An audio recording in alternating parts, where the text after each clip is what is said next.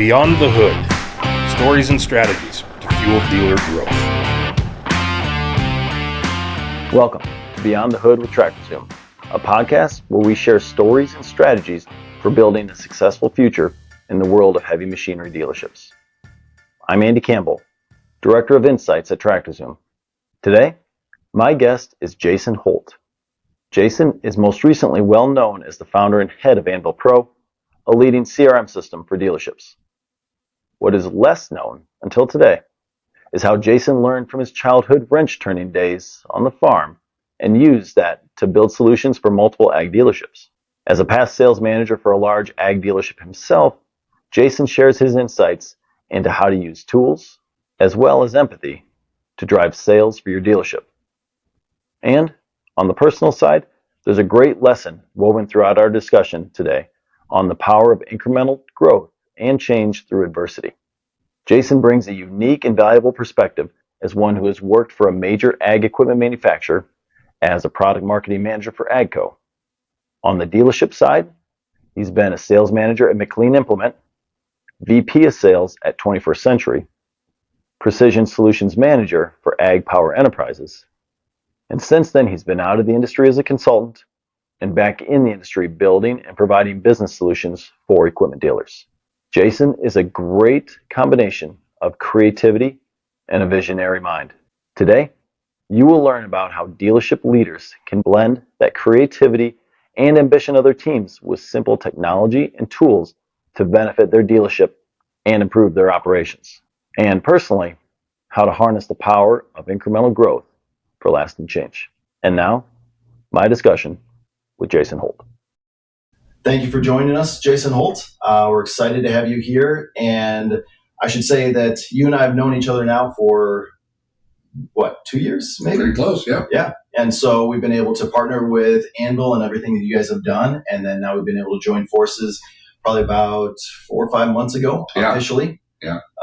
Definitely one of those situations where 1 + 1 = 3 so far. Yes, it certainly has. And so I think we knew probably about a year and a half ago that the cultures would really meld and the personalities worked really well together.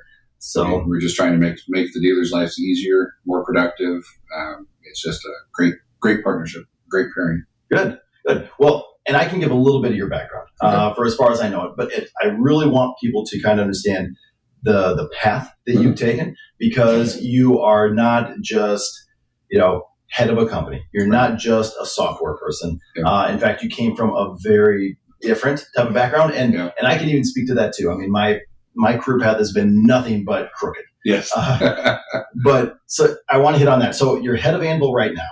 Yeah. But how about you give us a little bit of background about where you started and how you got to here? Sure. Well, it really is a tale of two different careers almost. From there, the winding road where every position has been a great place to grow some experience, get some expertise to prepare me for the next one. So as you mentioned there, kind of a winding road, but the first starting out was really in the equipment industry. Grew up on the farm, always turning wrenches, really enjoyed that aspect of there. So when I graduated college, which was the University of Illinois, I started working for Caterpillar in a training department role. So it was teaching people how to work on machines, diagnose them, fix bugs, etc. there in Peoria. And that was a really exciting foundation that really set me in one direction, and that really worked out well. But I moved to AGCO whenever the AGCO bought the Challenger line from Caterpillar back in, I think it was 2001, 2002 area there, which then put me into working for a manufacturer directly of farm equipment, which was really nice. And got moved into a role in Texas where we were working with dealers directly. And that was when the Challenger brand was just getting started. So there was a lot of how do you sell things? What is the ag market? What should we be doing? So a lot of dealer development aspect in those roles. So that was a really good education and kind of all of those different aspects of how a dealership would run and how we could help and the downside of a manufacturer's view of it, et cetera. And covered the south central region there. So that was really good for me. Transferred back into Atlanta where I became product manager for the track type tractors. So the into 700s and 800s and launched the four-wheel drive tractor. And then ended up transitioning and had every tractor above 100 horsepower Geico as a product manager. Mm-hmm. And that was a unique role because you touched all aspects of that product. So you did marketing, you did product, you did engineering, you did pricing. Ultimately, it was the P&L that you were responsible for. So I had several of their brands as well, and it was Fendt and Challenger line and Massey Ferguson line, etc. And got to launch several new products with that, and it was great. But about 2010, started getting the itch to do something else, and we ended up moving to the John Deere dealer space, and got a role as a sales manager at a John Deere dealership where we had several folks, and in that role I was sales manager, but again more on the process side, the culture side, because the dealership was merging with other groups, and it just merged with a very large group. So most of my responsibility there was just how do we run as a group? What does the sales pipeline look like? How do we manage inventory as a larger group? And again, that was a very good education as we went through there. And that's actually when I was first exposed to Salesforce. So then that dealer level. I'm going to interrupt you for a second because you went from more technical, and then you're a product manager. So you did have marketing, a little bit of the commercialization piece, but then you're talking sales pipeline inside of a dealership. That's, even though there's a little bit of veins that kind of cross there, that's pretty big difference. So how was that transition? Not only from an OEM to a dealer, but also from a very product technical specific side to not so technical. Yeah. Sales managers at dealerships kind of fall into two veins. One is the salesperson that got promoted. Mm-hmm. And that's a great skill set to have and a great way to manage the team. And then there was the outside view, which I kind of came into, which was more of the how are we doing it? What are we doing? Growing the team as far as expertise, and less being I've been in your shoes, now I'm leading you type thing. So that's they're both great. Some dealers now have both when you look at how they manage the sales department, and it's a complementary skill set. But that's what I brought more to it, was more of a we've got two sales teams, they need to be one. How do we bring them together, and how do they run? Which has always been something that I've enjoyed being good at there. So definitely a very different approach or history for a sales manager. So given that though, and I know we'll have a lot of sales managers that will listen to this from dealerships, do you have any advice for them on compiling that sales team and giving them the experience that they need? We of course, coming from the John Deere dealership background, there was a lot of good times. Mm-hmm. It was 2010 to 2014 when I was there in that group, and very good times. So you didn't have to sell that hard, right? But what we did then at that time was brushed up on the basics. Professional selling, Purdue University, Scott over there in that team, and really focused in on, well, when this turns around, how are we going to be prospecting? How are we going to be measuring the sales team and such? And not trying to interfere so much during the good times, but preparing ourselves for the downsides. Mm-hmm. And that is Sales 101. And the boom-bust cycle of the ag dealership lends itself to kind of getting away from the basics, I think. And that's what we learned building Annual as well, was sales pipeline, how many deals have you got working on, things like that are very common in the sales space, are not common in the ag dealer space because you go through that boom and bust cycle so much that you can kind of get away from the basics. Right. So for sales managers, the advice would be, don't forget the basics. Sales pipeline is nothing more than how many deals you have, how much are the deals, which stage of the funnel they're in, and when are they going to close. And that's basic stuff. It's it's in Sales 101 since they were written on stone tablets.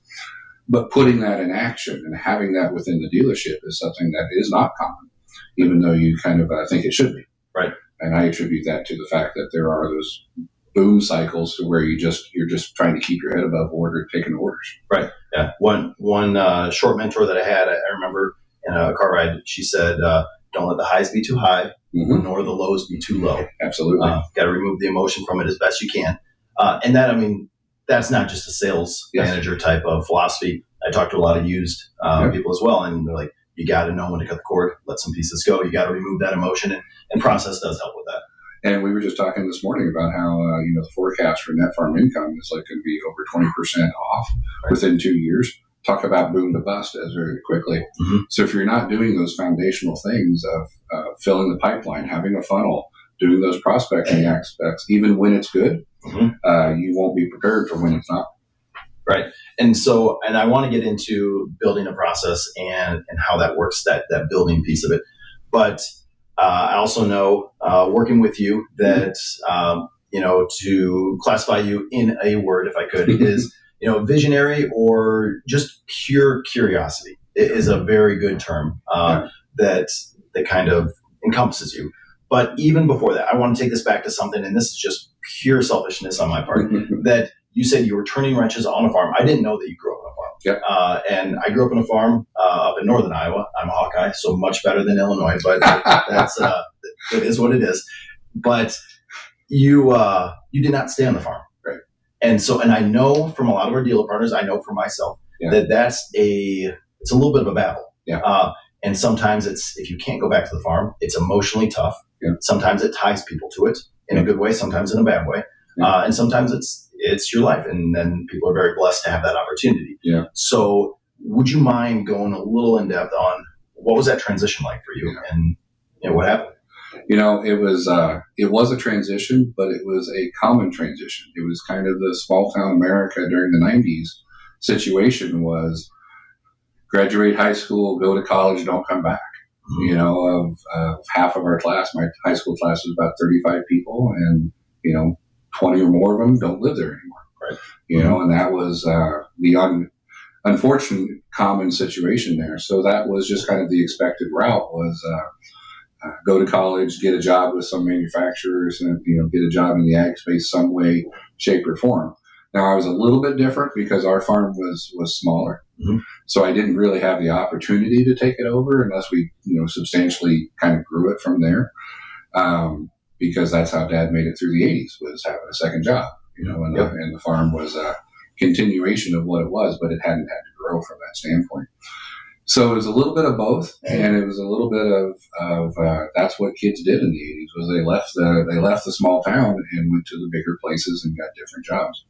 I never lived more than 2 hours. I never lived closer to the home farm than 2 hours since I left in 1999. Yeah, or 1995. Yeah, and some of that, like I said, everything is what it is. It's it's neither good nor bad. It's just how you look at it, type of thing. But I think that probably lends a little bit into what we want to talk about next, in kind of the growth of your entrepreneurial side. Yeah, absolutely. Because then you're not necessarily working on the farm, not tied to the farm, and so you had to kind of go out and explore and do things. So in terms of curiosity, you're going out, you're at the dealership, you're learning a whole new skill set and developing it. And then you said you did come across Salesforce. So it's a strong tool out there. There's a lot about them that it's creative, but then you started to build on that creativity. So do you want to talk about that? In the early 2010s, account management became a very strong theme within the dealer network. So we went out and got Salesforce, like people would do, by the market leader at that time, and it still is. And I was the executive sponsor for that. So that worked out really well. But the itch that I got was what it allowed us to do within the dealership. We were able to take a process at that time that was really causing problems. It was just volume, scale type things. And we solved that problem. And that's what opened my eyes to the tool. Because I had always been, throughout the entire career, the one thing that was a constant was always trying to do better. Being curious, investigating the process, trying to do better. So there's so many times I put my hand up and said, wouldn't this spreadsheet work better? Or look at these macros I wrote, or somehow I could improve what I was doing. But then in 2010, 2011, when we brought on Salesforce, it was the ability to then say, wow, now I actually have a tool that's made to do this, that is made to manage workflows, manage those pieces. So when we had that, it just unlocked a lot of opportunities for us, which is actually later in the story, the beginning of the business as well. But a transition from, the second half of the career started because my wife is from Minnesota. And we were starting a family and stuff, so we moved to Minnesota there. And that was that time to say, what are we going to do? And that was the transition to more of a Salesforce-focused technology background or role versus a dealership-based role. Because we had very specific geography we wanted to live in. So that allowed us to do that, joined a consulting group. And that really opened my exposure to all sorts of different companies, all sorts of different ways of doing it. But realizing that foundationally, we're just doing process, we're managing people, and we're doing workflows and such. And whether it was a financial-based client or a manufacturing-based client or automotive, the same things, the same problems were being solved. Right. So there's a lot of education during that standpoint, a lot of learning, a lot of getting new skills and being able to apply that. But in my back of my mind, I kept thinking, well, now that I've learned that skill, I wish I'd known this back then, because at the dealership, I would do that because that was still my love. Right. Still where I came from that piece. So I kept putting those together and saying, man, I wish I'd known this then. Man, I wish I knew how to do this then. Or this is how I would have done it then. Mm-hmm. So that was the beginnings of the business, was looking at that and saying, I have all these ideas, and now I also know enough from the technology side to make it a reality. Right. And one thing that I noticed there, and I've had some experience in my life, and I certainly see this working with a lot of dealerships and the individuals within dealerships, is your move from the dealership physically up to Minnesota can seem like a disruption, kind of a setback, not too different than what the ag industry is likely going to go through now. They've got some kind of disruption. They've got some kind of thing that's likely going to be a decent sized setback. And there is a learning period in there, but it's also a resetting period. It is. Where if with the right attitude and with kind of the right focus on, okay, it's growth or whatever your dealership's strategy is or personal strategy, that you can learn, kind of reset and say, okay, how can we utilize this time to move forward? Kind of like what we talked about earlier. It is a reset, but it's also one of the best pieces of advice I'd gotten was you don't have to look too far to find the next opportunity. Meaning, if you're starting a business, if you're an entrepreneur, you're moving places, yes, it might be a shift, but if you look through my career, it was actually just like a side step or a forward step. It was just one step away. And throughout them all, yes, now I'm significantly away from where I started, but each one of them was a slight shift. So in the like the dealership to the Salesforce consultant role, it was more of I had started with Salesforce here, but I was still majority dealership. All I did was take that one step over and start learning more about the platform itself and a little less about the dealership. And then it was the next step, and then it was the next step to the business. And that was also the piece of saying, well, I have these ideas. What did I gravitate to? I gravitated to what I already knew. And that was the advice in like an E-Myth and a lot of the other entrepreneurial books was find a problem to solve and solve it. And usually you don't have to look too far out your comfort zone to find a problem that you can help solve. Very good. You don't have to, move all the way to cosmetics or, something completely different. You can find that common ground and just solve that problem in that area, which for me was taking the platform that I was learning with the experience of the industry that I had and the knowledge of the problems and putting that together into solving those for different customers. Oh, good. So before we get on now to kind of the creation of Anvil and working on the other side of dealerships, really not just one dealership. Now you're working for many dealerships. Yep. But even before that, so you were at, and this was while you're at 21st Century, correct? Yep. And so you start working with Salesforce. Yep. That's a new tool. And I think any dealership out there, almost any organization out there, is when you adopt a new tool, when you adopt a new technology, adoption of everyone else within the organization can be a challenge. Yeah. And getting people to kind of get on board and utilize the tools and maximize the tools. Yep. So I'm sure we're going to hit on this again in a second, but what kind of struggles did you go through early on about other people, your team members' adoption? The biggest struggle is treating it like an event.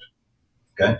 So let me double click on that. What that means is whether you're talking technology, whether you're talking about a new process or you're talking about, new credit card policy, most people just think of that as, well, I sent out the email, right? I read it off in a meeting and now it's going to just happen. Or we launched this new software, so we did a training, so now it's just going to happen. Well, no, they're not events. So the first piece of that was, and the challenge there was now we had 12 locations, we had 15 locations. You have to carry that message across all of the different folks, and you can't just do it once. It takes 6 or 7 times of hearing a message before it starts to actually sink in. And you can't just go through training. You have to go through training and use it. So that was the first struggle was so many people wanted to say, great, now you got your login. You went through training. Now the whole business is going to be changed. No, it's not. Build that repetition, build that muscle memory, keep going towards that piece. And the other piece was just assuming you could go from 0 to 60 all in one step. And I relate that to like giving a Ferrari to a 16-year-old. Yes, you got a driver's license, but you do not have the skills yet, even though you think you do, Mm-hmm. to be able to drive that car effectively and get the top times and be able to do that stuff. So what that means there is get your wins incrementally. Start doing the most important thing first, and then do the next thing, and then do the next thing, because that supports the first piece. Mm-hmm. Is don't treat it like an event, but also don't treat it as a big try to change everything all at once. Oh. It's incremental growth, incremental change, incremental growth beats out big events every time. Right. Like how do you eat the elephants like one bite at a time? Yeah. Yeah, it's like boiling the frog. Mm-hmm. If you throw a dealership, think of that as the frog. Throw it in a pot of boiling water, the frog's going to jump out immediately and say, "I don't want anything to do with that." Mm-hmm. But if you put the frog in the pot and turn up the temperature slowly, they'll die. They'll boil themselves because it's incremental growth. Well, I'm not sure it's a good thing to compare to boiling frogs, but the dealership gets there. Considering that our metaphors now consist of killing animals, like we've got to move on beyond that. Hey everybody, Andy here. I want to take a second to ask you to subscribe and follow this podcast if you like what you've been hearing.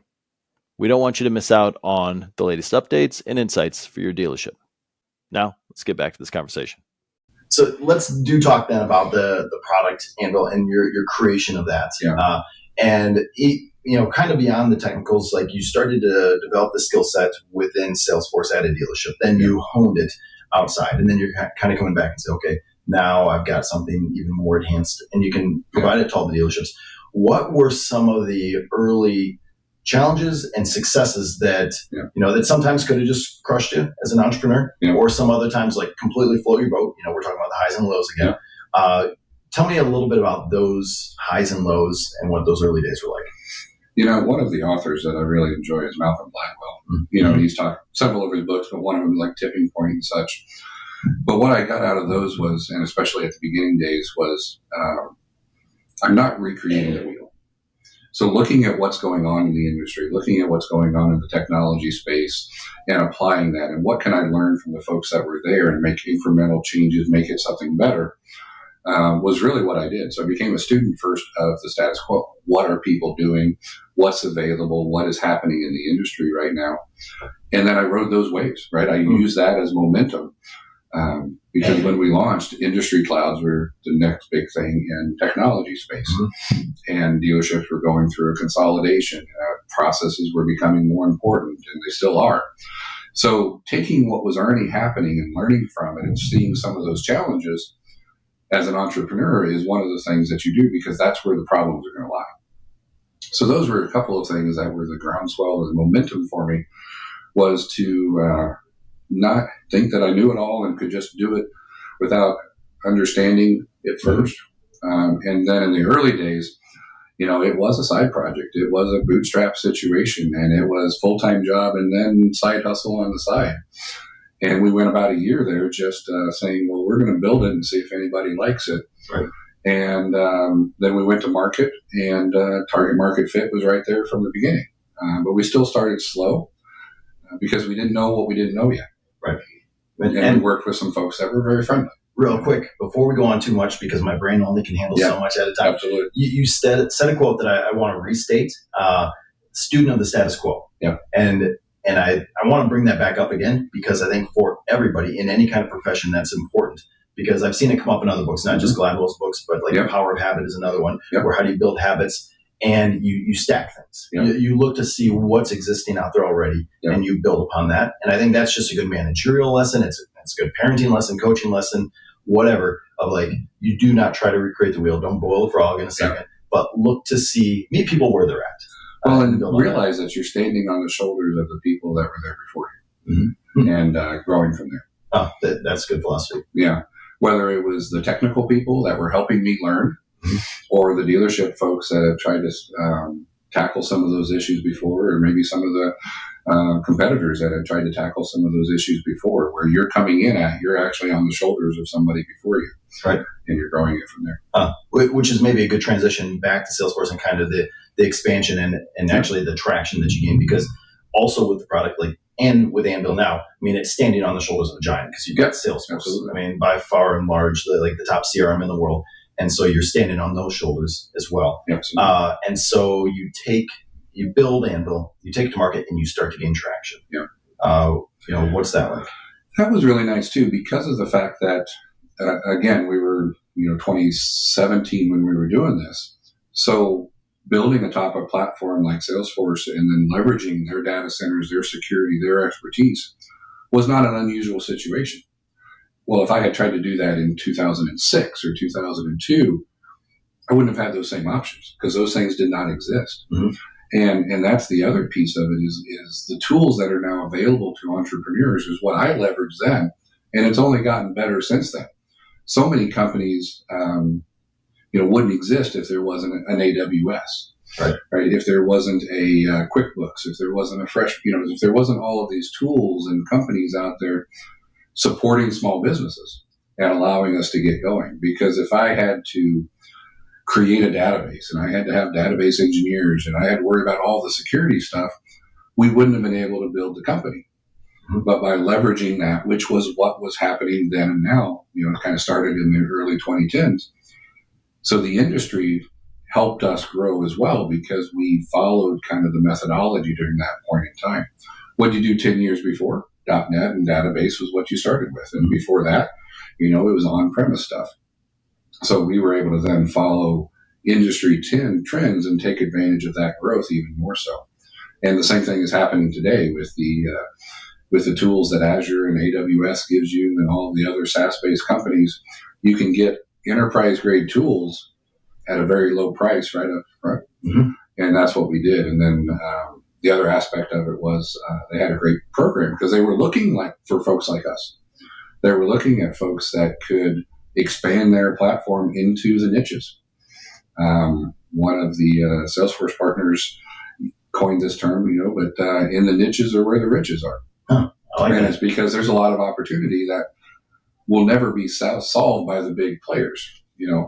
Healthcare, great big player going to take care of that one. Equipment dealerships, not a big market for an enterprise grade person to take care of, but it was something that I knew very well. Mm-hmm. So I was able to work in that niche while leveraging the skills, the expertise, the tooling that was made available to me that wouldn't have been there 10 years earlier. So we're talking about kind of standing on the shoulders mm-hmm. A little bit and developing the product market really needs. Let's talk about actually working within dealerships now. Mm-hmm. So, you've had traction and you're back working with not just one dealer, but many different dealerships. And, I was a business owner for about 4 years, and I know that you think it's going to be great. You're your own boss, but now all of a sudden you have so many other bosses. So you get to ride their waves high, and you also get the troughs. You've never had a worse boss than when you're your own. Absolutely, 100%. And so talk to me about those horrible, awful days about being your own boss, but some success stories and some of the challenges. The worst days are kind of the imposter syndrome type situations. Is what business do I have doing this, or right. What where am I adding value and those other things to it?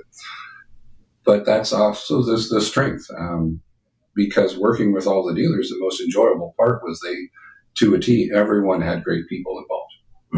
Mm-hmm. And they had usually great processes that were more in line than they thought. So the highlight was being able to take some of that expertise as that third party and be that partner with them and talk it through with them and take what they knew, what their expertise was, and then take what I knew and what my expertise was and put that together with each individual dealer in a way that was really tailored for them. Mm-hmm. And that's one of the benefits that we've got is the ability to do that tailoring. But those were some of the highlights, was being able to solve that problem for them in a way, getting those adoptions for them, having that highlight for that. And that was the highlight about hearing some of those success stories. The early days were very much a lot of highs because we were in the weeds with everyone. Some of the lows during those early days was when you were starting to try to grow. Oh. Mm-hmm. And the hardest employee is the second one.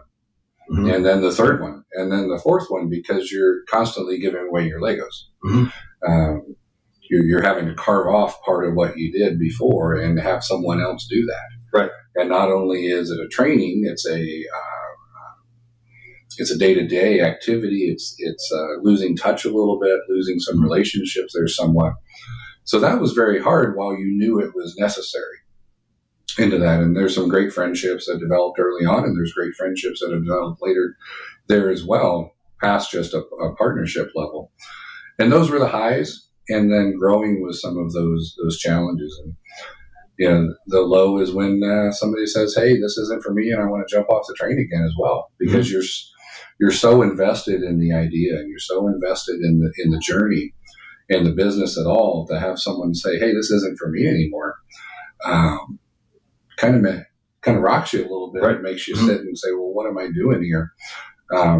So just don't second guess yourself. You're still on the right vision. You're still moving forward. You're still having that value add, and not everything is about you as the business. So don't take all of that personal. To what we talked about earlier too, it's like the career path that we talked about, where it's not linear. Yeah. And so you go forward, you think you're on a completely straight path, and then you get sidelined a little bit. But through those sidelines, then you start to discover, here's why it potentially didn't, fit for them. And then you can steer, and then your eventual end of place could be way further than what you anticipated. But I do agree, especially because, working within this dealership space, this has got to be one of the most enjoyable industries I've ever worked with, just because the people are so genuine, real, and then they're still very close to the ground. Yes. And so it's not we're not moving money around. Right. And we are moving money around, but in just different forms and in heavy iron. But it's, Well, a lot of our growth cycle was during COVID. So a lot of the growth cycle was when people were trying to, the dealerships were considered essential. They had to stay open so that we could get planning done and harvesting done. So there was a lot of, uncertainty in how to do remote and how to do things digitally during that time frame, which was great for business.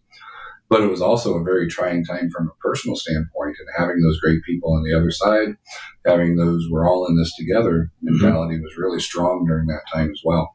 So those were all very good highs, and they continue today because of that industry. It's a great industry to be a part of, with great people and great processes. It's just trying to digitize itself, and that's where that was where we could help. Right. And I think it's no surprise now to a lot of the dealer world that digitization, that digital transformation is key. I mean, I know from the OEM all the way down to the farmer, we're talking about being connected. Yep. And I know from our farm, now we're seeing the benefit of being connected and seeing those. I looked up on my phone today and I saw where the planting progress was. Yes. And so I think across the board, people are realizing the benefits of that. Maybe not to the fullest extent, but we're on that way. Now, that's kind of an interesting viewpoint, because the dealerships are kind of catching up to their customers. Right. The customers were adopting technology and changing how their business worked and everything for 2 decades already. We've heard a quote, from one of our customers, that the customer has said that, "I'm glad to see you finally using the technology that you've had me use for years." And that's what it is. Database decisions, workflow management are all part of that.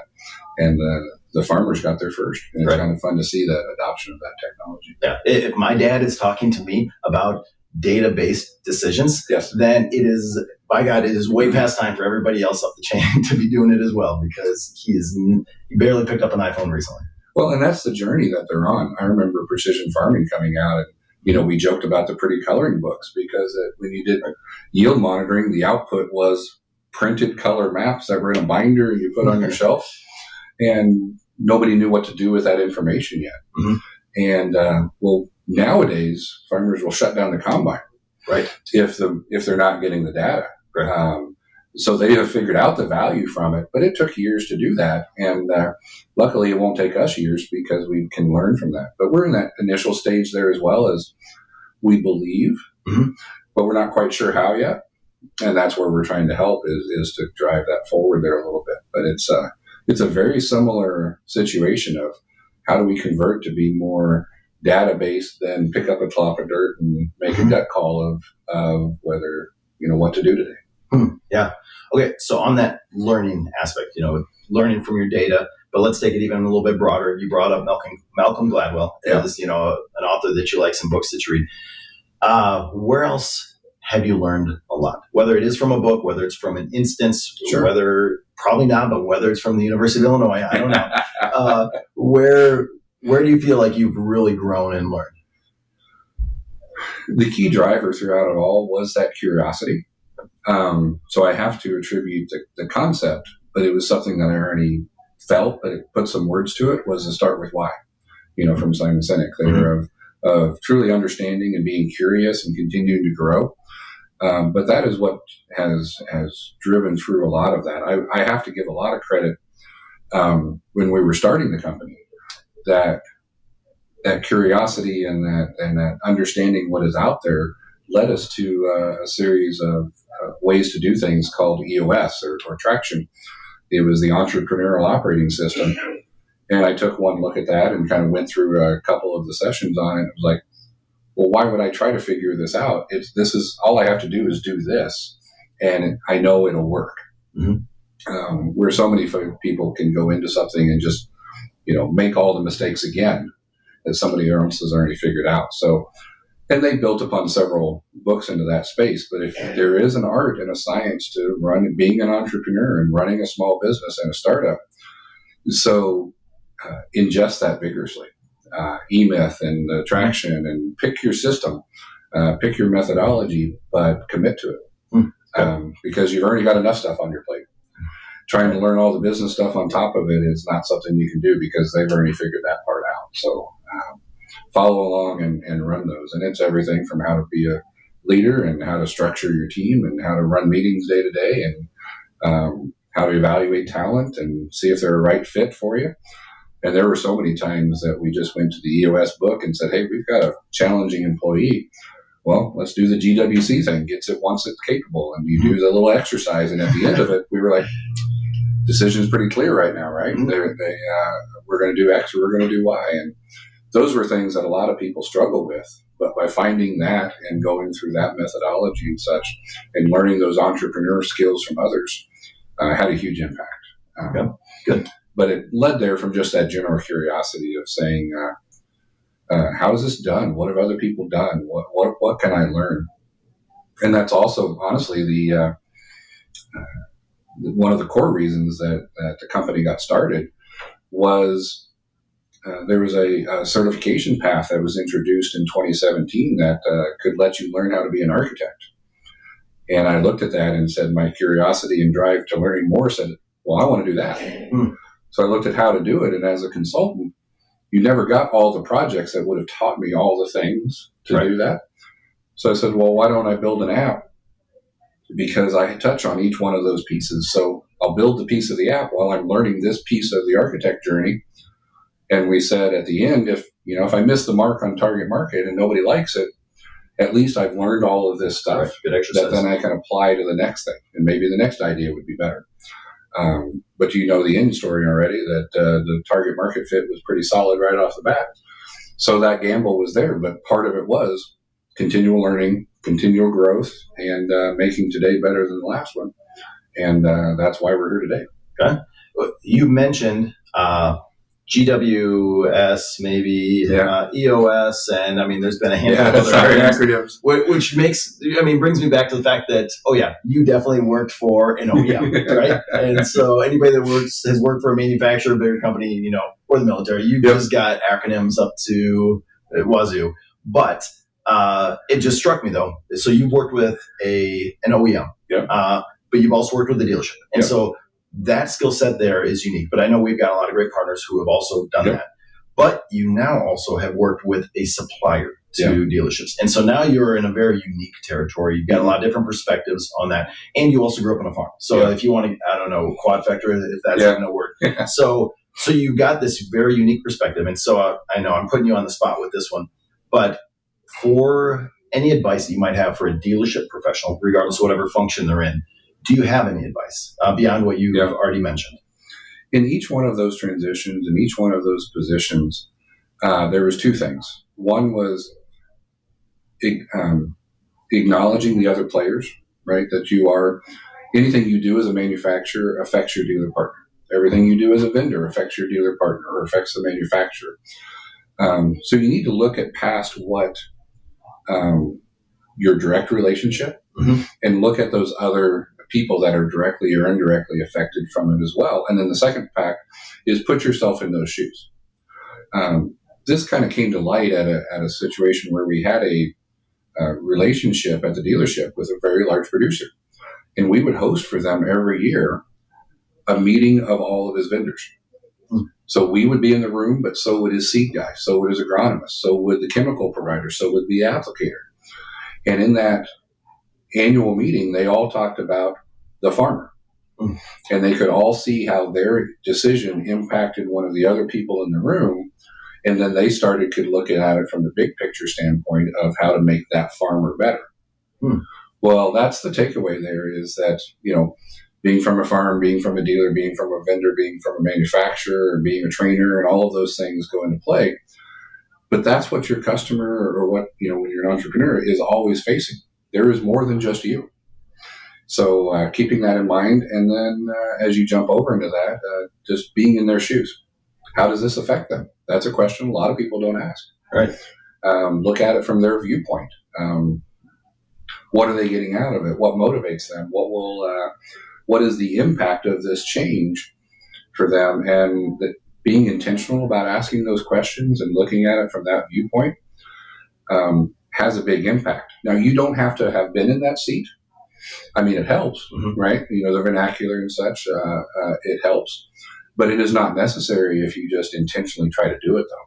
Because you can ask the right questions. You can dig into there.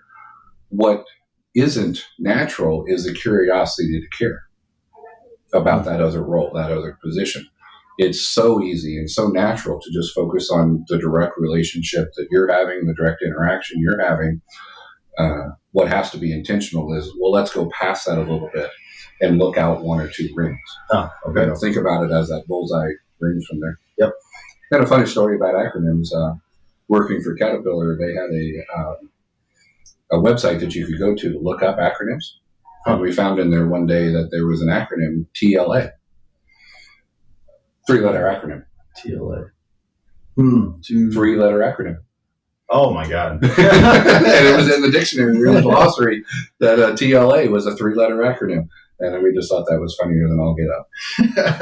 That took me a second. I'm sitting there thinking, like, what the hell does it mean? And I'm not even listening to you tell me the answer. But yeah, those knowing the vernacular honestly is intimidating to a lot of folks. And we've really learned that through the company was it only looks unique if you don't consider the big picture. Because what we're doing a lot of times working in the equipment space is no different than healthcare, is no different than manufacturing, is no different than the automotive space. What has changed is some of the words. So if you look past the words and you try to understand, you ask some of those questions, it really starts to solidify that, this is a workflow with milestones. The names on them might be different. And I had a mentor once, tell me if I needed more dealer experience, I already got enough of that. What I need is someone to help my dealer experience solve my problem. So knowing the technology or knowing whatever you bring to the table is that benefit, not being more like the person you're talking to. That can honestly be dangerous. Yeah. Because then you make assumptions. Right. Then you take shortcuts where that was one thing I learned by being a consultant was because one day you might be talking to an automotive manufacturer and the next day you might be talking to a tax preparer. But you're solving the similar problems with completely different words. But that was the key discovery skill, was how to get them to explain it in such a way that it actually became simple.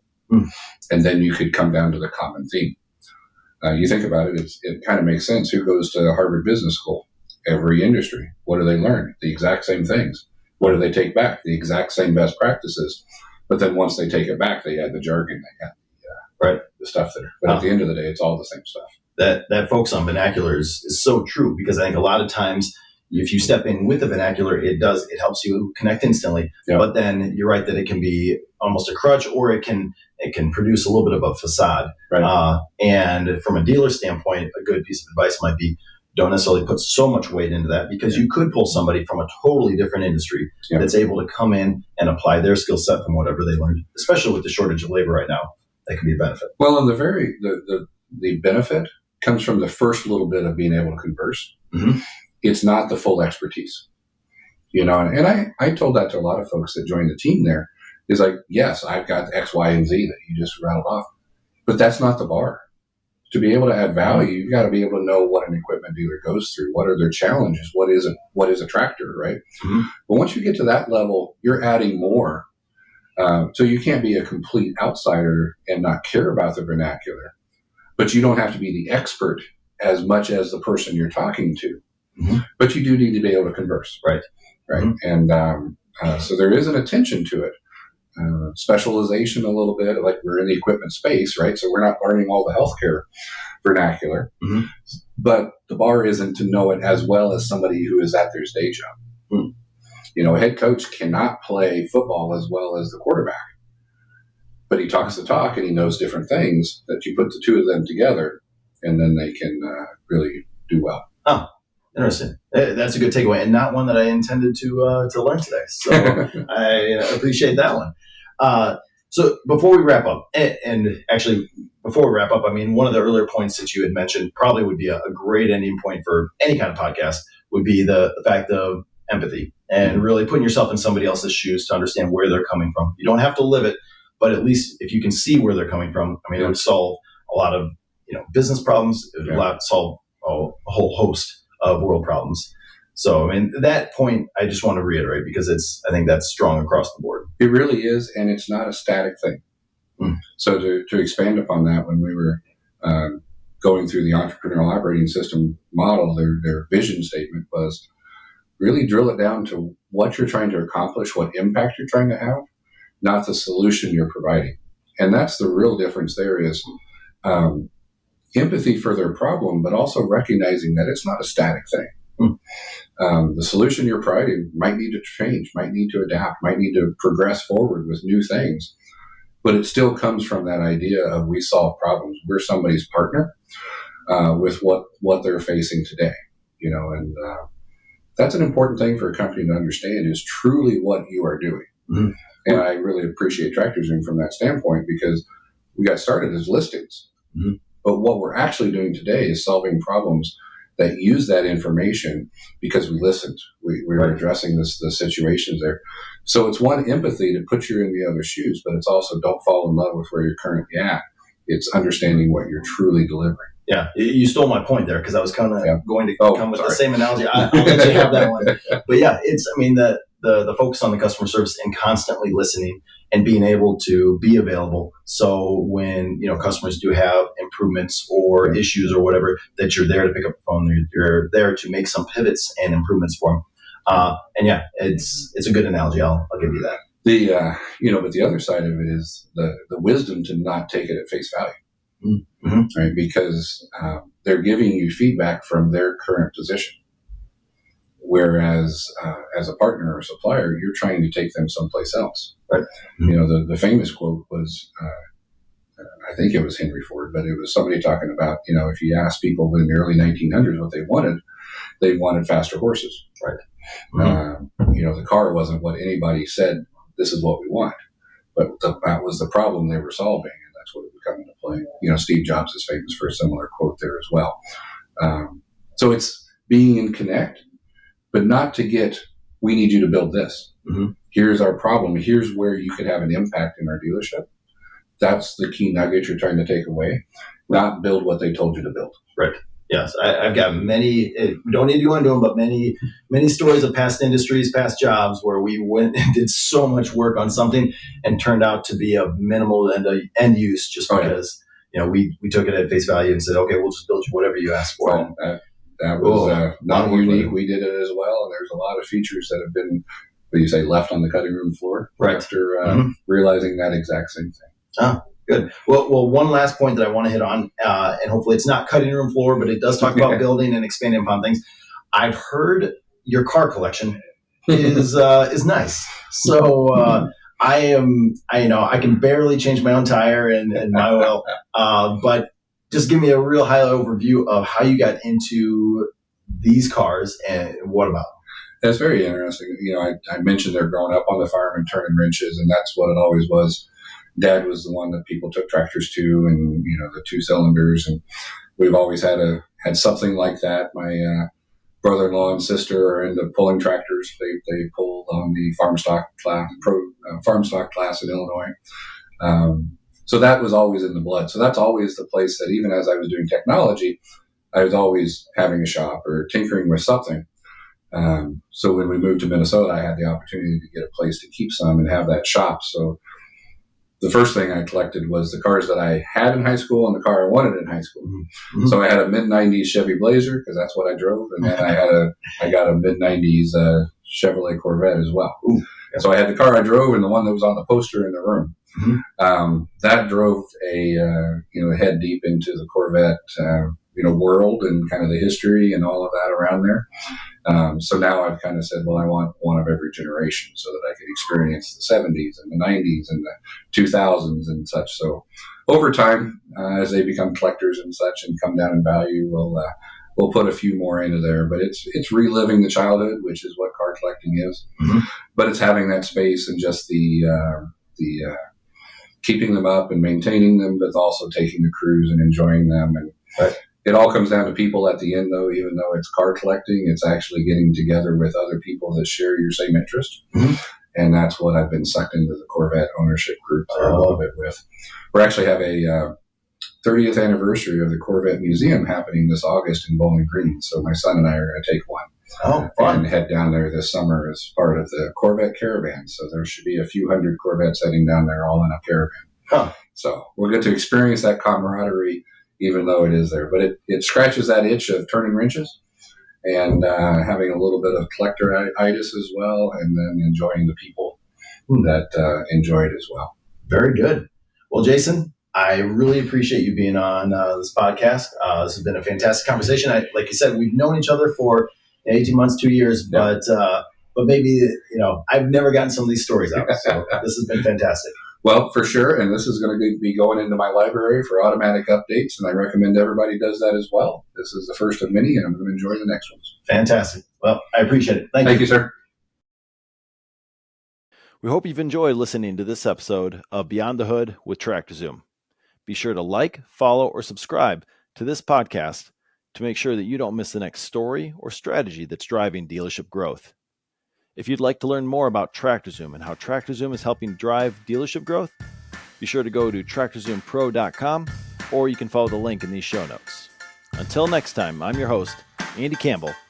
Keep looking beyond the hood.